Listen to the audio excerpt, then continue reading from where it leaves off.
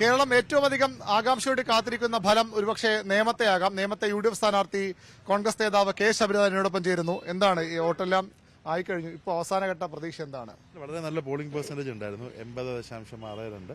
എത്ര വോട്ടുകളാണെന്നുള്ള കണക്ക് വന്നിട്ടില്ല. പക്ഷെ തീർച്ചയായിട്ടും നല്ലൊരു മുന്നേറ്റം ഉണ്ടാവും, നല്ല വിജയം ഉണ്ടാവും എന്നുള്ള പൂർണ്ണ വിശ്വാസമുണ്ട്. പൊതുവിൽ ചർച്ച ചെയ്യപ്പെട്ടത് LDFും BJP തമ്മിലുള്ള നേർക്കുനേർ പോരാട്ടമാകും നേമത്തെ എന്നുള്ളതാണ്. അത് മാറ്റാൻ കഴിയുമെന്ന് പ്രതീക്ഷ? തീർച്ചയായിട്ടും അതിപ്പോൾ ആദ്യം അങ്ങനെയായിരുന്നു, പിന്നീട് UDFിന്റെ കാൻഡിഡേറ്റ്സ് വന്നതോടെ പിന്നെ നമ്മൾ ഫീൽഡ് ഇറങ്ങി തുടങ്ങിയതിനു ശേഷം ഇന്നിപ്പോൾ ആരും LDFുകാർ BJPക്കാർ അത് അവകാശപ്പെടുന്നില്ല.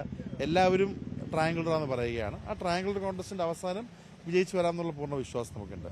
ശബരി ജയിച്ചാൽ രണ്ടാം സ്ഥാനത്ത് ആരായിരിക്കും? തൊട്ട് പിന്നിൽ ആരായിരുന്നു? അങ്ങനെ ഒരു ഞാൻ അതിലോട്ട് കടക്കുന്നില്ല. ഇന്നിപ്പോൾ ശ്രീ ശിവൻകുട്ടി മിനിസ്റ്റർ പറയുന്നത് കേട്ടു, എന്തോ BJP ആൾക്കാർ വോട്ടെനിക്ക് വന്നിട്ടുണ്ടെന്നുള്ളത്. റഹീം പറയുന്നു ഞാൻ മൈനോറിറ്റി മേഖലയിലാണ് വോട്ട് പിടിച്ചത്. രണ്ട് സൈഡിൽ നിന്നുള്ള വോട്ട് നമുക്ക് വന്നിട്ടുണ്ട്. കാരണം ഞാൻ ഒരു മേഖല, ഒരു വിഭാഗത്തെ മാത്രം ടാർഗറ്റ് ചെയ്ത് വോട്ട് പിടിക്കുന്നില്ല. ഞാൻ എല്ലായിടത്തും ഉണ്ടായിരുന്നു. ഞാൻ രാവിലെ കൊഞ്ചിറളയാണെങ്കിൽ അതിനുശേഷം പുത്തമ്പള്ളിയിൽ പോകും, അത് കഴിഞ്ഞ് ഞാൻ എസ്റ്റേറ്റിലെ മേഖലയിൽ പോകും. നമുക്ക് മാക്സിമം ആളുകളെ കാണുക എന്നുള്ളതാണ്. അപ്പം എനിക്കുള്ളൊരു വിശ്വാസം, പാർട്ടി സെക്രട്ടറി പറഞ്ഞു ഞാൻ മൈനോറിറ്റി മേഖലയെ മാത്രമേ പോകുന്നുള്ളത്. അങ്ങനെ പരാതി CPM-നുണ്ട്.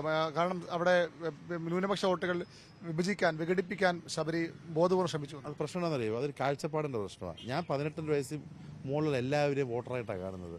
റഹീമിന്റെ കാഴ്ചപ്പാടിന്റെ പ്രശ്നം അവർ ഹിന്ദു, മുസ്ലിം, ക്രിസ്ത്യൻ കാണുന്ന പോലെയാണ്. അപ്പോൾ ഇതെല്ലാം ഈ ഇലക്ഷൻ നടക്കുന്നത് ഉത്സവങ്ങളുടെ സമയത്താണ്. അപ്പം ആദ്യം വരുമ്പോൾ ചെറിയ പെരുന്നാളായിരുന്നു. അപ്പോൾ ഞാൻ പള്ളികളിലും ഒക്കെ എപ്പോഴും പോകുന്നുണ്ടായിരുന്നു. പിന്നെ ഇവിടെയുള്ള എല്ലാ ക്ഷേത്രങ്ങളിലും, ചെറുതും ക്ഷേത്രങ്ങളിലൊക്കെ ഉത്സവം, പൊങ്കാല, ഇതിലെല്ലാത്തിടത്തും രാവിലെയും പോയി, രാത്രിയും പോയി, അർദ്ധരാത്രിയും പോയി. അത് കഴിഞ്ഞിപ്പം ഈസ്റ്റർ സമയത്ത് അർദ്ധരാത്രിയും മിഡ് നൈറ്റ് മാസിനും പോയി, രാവിലെയും പോയി. എനിക്ക് ദൈവം സഹായിച്ചങ്ങനെ എല്ലായിടത്തും പോകാനുള്ള അവസരം കിട്ടി. ഞാൻ 18 വയസ്സിന് മുകളിൽ എല്ലാ ആളുകളെയും വോട്ടറായിട്ടാണ്, ഇവിടുത്തെ ഒരു സംവിധാനം നിയോഗിക്കുന്ന തുല്യശക്തിയുള്ള പൗരനായിട്ടാണ് കണ്ടിട്ടുള്ളത്. അവരെ ഹിന്ദു, മുസ്ലിം എന്ന് വേർതിരിവില്ല. വേറൊരു കാര്യം, ഞാനവിടെ പോകണമെന്ന് പറയാനല്ല ശ്രീ റഹീം നിൽക്കുന്നത്. ശ്രീ റഹീം ടെലസ്കോപ്പ് വെച്ചിട്ട്, മൈക്രോസ്കോപ്പ് വെച്ചിട്ട് എന്നെ നോക്കുന്നതല്ല അദ്ദേഹത്തിന്റെ പണി. അദ്ദേഹം ചെയ്യുന്നത് അദ്ദേഹത്തിന്. രേവന്ത് റെഡ്ഡിയുടെ റോഡ് ഷോയൊക്കെയാണ് അവർക്ക് പ്രകോപനമായത്. രേവന്ത് റെഡ്ഡിയെ പോലെ ഒരാൾ വന്ന്, അത് first of all road show plan ചെയ്തിരുന്നത് നമ്മൾ അസംബ്ലിയുടെ ഒരു 20 കിലോമീറ്റർ പ്ലാൻ ചെയ്തതാണ്.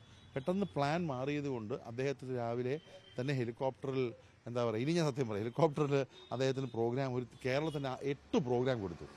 അപ്പോൾ അവസാനം ഒരു തീരുമാനം, എന്നാൽ അദ്ദേഹം രാവിലെ വരുന്ന വഴിക്ക് എയർപോർട്ടിനടുത്തുള്ള സ്ഥലം ഏതാ അസംബ്ലിയിൽ, ഈ പുത്തമ്പള്ളി മുതൽ നമ്മുടെ പരുത്തിക്കുഴി വരെയാണ്. അപ്പോൾ ഞാൻ പറഞ്ഞു ശരി, ആ വഴി പുള്ളി ഒരു 15 മിനിറ്റ് കിട്ടിയാൽ മതി.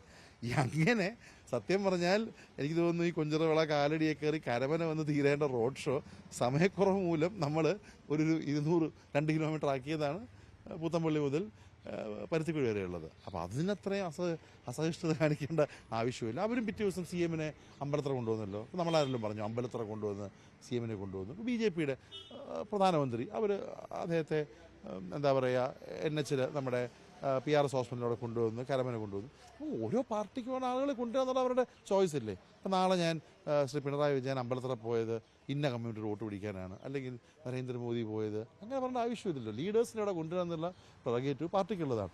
എല്ലാവരും ലീഡേഴ്സിനെ കൊണ്ടുവന്നു, നാട്ടുകാർ ഇതൊക്കെ കണ്ടു, നമ്മളെക്കാളും മിടുക്കരാണ്. അവർ കാര്യങ്ങളൊക്കെ പഠിച്ചു, വോട്ട് ചെയ്തു. ഇനി 4-ാം തീയതി ആ വോട്ട് അതുപോലെ അതിനകത്ത് സുഭദ്രമായിട്ടിരിക്കും. അത് എണ്ണുമ്പോൾ തീർച്ചയായിട്ടും വിജയിക്കുന്നുള്ള വിശ്വാസമുണ്ട്. ഇതാണ് ശബരിനാഥന്റെ പ്രതീക്ഷ. ഒരു പ്രത്യേക മേഖല കേന്ദ്രീകരിച്ച് മാത്രം വോട്ട് പിടിച്ചു എന്ന ആരോപണങ്ങൾ എങ്ങനെയാണ് ശബരി പ്രതിരോധിക്കുന്നത്? കൃത്യമായി തന്നെ എല്ലാ ആളുകളുടെ വോട്ട് ചോദിച്ചതിന്റെ ഭാഗമായി ആ പ്രദേശങ്ങളിലും പോയി. ഏതായാലും ശബരിനാഥ് വിജയപ്രതീക്ഷയാണ്. നിയമം തീർത്തും അപ്രവചനീയമാണ് എന്നാണ് ഇപ്പോഴും നമുക്ക് മനസ്സിലാക്കാൻ കഴിയുന്നത്.